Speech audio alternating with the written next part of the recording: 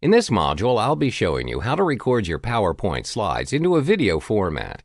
Once you've prepared all your slides, what you need to do is click on the File tab and choose Save and Send. From there, look for Create a Video option. Choose the Computer and HD Displays out of the remaining three options here. I would recommend you to choose the first one because that's the size you would want your videos to be. For this option, you can choose to not use or use a recorded timings and narrations depending on your content. I'll choose the first one for this example. Also note how you can set the default transition speed on each slide. Let's just go with 3 seconds for each slide.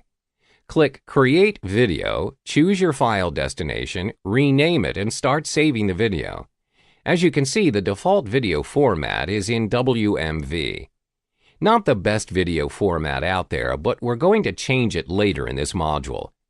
There you have it, you've recorded your slides into a video.